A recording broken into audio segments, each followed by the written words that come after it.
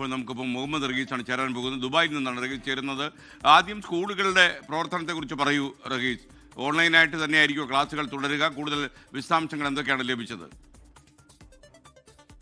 S K, നിലവിൽ UAE-യിൽ ഓൺലൈനായി തന്നെ വിദ്യാഭ്യാസം നടക്കും എന്നുള്ളതാണ് നിലവിൽ അറിയുന്നത്. അതായത് ഈ നഴ്സറി മുതൽ ഒപ്പം തന്നെ +2 വരെ അല്ലെങ്കിൽ യൂണിവേഴ്സിറ്റി മുതലുള്ള എല്ലാ ക്ലാസുകൾക്കും അത് 17-ാം തീയതി വരെ നിലവിൽ ഓൺലൈനായി ക്ലാസുകൾ തുടരാനാണ് വിദ്യാഭ്യാസ മന്ത്രാലയം തീരുമാനിച്ചിരിക്കുന്നത്.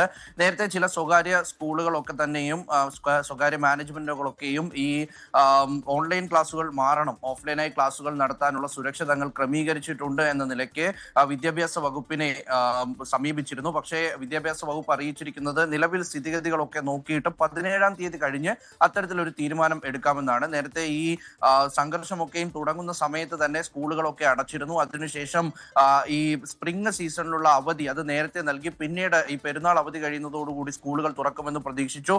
എന്നാൽ 2 ആഴ്ചത്തേക്ക് പിന്നീടും അവധി നീട്ടി. അതിനുശേഷമാണ് ഇപ്പോൾ ഏപ്രിൽ 17 വരെ ഇത്തരത്തിൽ ക്ലാസുകളെല്ലാം ഓൺലൈനായി തന്നെ തുടരാനുള്ള ഒരു തീരുമാനം എടുത്തിരിക്കുന്നത്. എന്തായാലും വിദ്യാർത്ഥികളെ സംബന്ധിച്ചിടത്തോളം അവരെ സുരക്ഷയെ മുൻനിർത്തി എടുത്തൊരു തീരുമാനമായിട്ടാണ് SKN അറിയിക്കുന്നത്. നിലവിൽ എന്തായാലും ഇന്നലെയും UAE കേന്ദ്രീകരിച്ച് അല്ലെങ്കിൽ മറ്റ് ഗൾഫ് രാജ്യങ്ങളൊക്കെ കേന്ദ്രീകരിച്ച് കാര്യമായിട്ടുള്ള ആക്രമണം തന്നെ നടന്നിട്ടുണ്ട്. അതിൽ ഷാർജയിലാണ് ഏറ്റവും വലിയൊരു ഡ്രോൺ ആക്രമണം നടന്നത്. അത് ഇന്നലെ ഷാർജയിലെ സുറയ്യ ടെലികോം കമ്പനി ആസ്ഥാനത്ത് ഇത്തരത്തിൽ ഒരു ആക്രമണം നടന്നതായി ദുബായ് മീഡിയ ഓഫീസും ഒപ്പം തന്നെ കൃത്യമായുള്ള അതോറിറ്റികളും ഒക്കെ അറിയിക്കുന്നുണ്ട്. നിലവിൽ ആർക്കും പരിക്കേറ്റിട്ടില്ല. ഷാർജ സെൻട്രൽ റീജിയൺ ഓഫീസാണ് ആക്രമിച്ചത് എന്നുള്ള വിവരം തന്നെ അവിടെ നിന്ന് പുറത്തു വരികയും ചെയ്യുന്നുണ്ട്. ഒപ്പം തന്നെ ദുബായ് തീരത്തുള്ള എണ്ണക്കപ്പൽ ആക്രമിക്കപ്പെട്ടതായി UK മാരിടൈം ട്രേഡ് ഓർഗനൈസേഷൻ അറിയിച്ചിട്ടുണ്ട്. UAE സമയം ഏതാണ്ട് 12:30 കൂടിയിട്ടാണ് ഇത്തരത്തിലൊരു ആക്രമണം നടന്നത്. കപ്പലിന് തീ പിടിച്ചതായിട്ടും റിപ്പോർട്ടുണ്ട്. എന്നാൽ ജീവനക്കാരൊക്കെ തന്നെയും സുരക്ഷിതമാണ്. ഈ കുവൈറ്റിലെ തന്നെ വമ്പൻ എണ്ണക്കപ്പലായിട്ടുള്ള അൽ സലമി എണ്ണക്കപ്പലിനാണ് തീപിടുത്തമുണ്ടായത്. 332 മീറ്റർ നീളവും 60 മീറ്റർ വീതിയുമുള്ള ഒരു പടുകൂറ്റൻ എണ്ണക്കപ്പലിനാണ് തീ പിടിച്ചത്. അവിടെ എണ്ണയുടെ ചോർച്ചയുണ്ട് എന്ന് കുവൈറ്റ് കേന്ദ്രീകരിച്ചുള്ള അധികൃതർ ഒക്കെയും അറിയിക്കുന്നുമുണ്ട്. അപ്പോൾ അതിലും ഒരു സ്ഥിരീകരണം വന്നിട്ടുണ്ട്.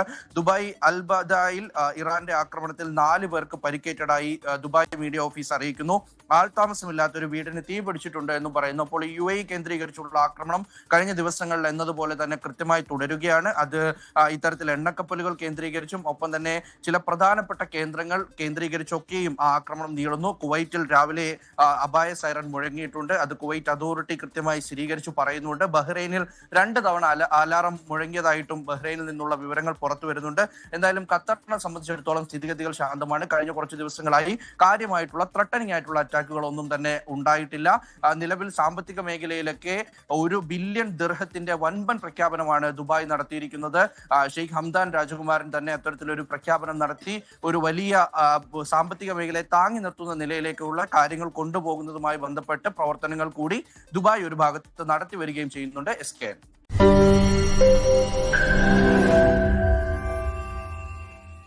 ലോകത്തെവിടെയായാലും ഏത് സമയത്തും 24 വാർത്തകളും ഓഗ്മെന്റഡ് റിയാലിറ്റി പാക്കേജുകളും എക്സ്പ്ലെയിനറുകളും വിശദമായി കാണാൻ ഞങ്ങളുടെ YouTube ചാനൽ നിങ്ങൾക്ക് സബ്സ്ക്രൈബ് ചെയ്യാം.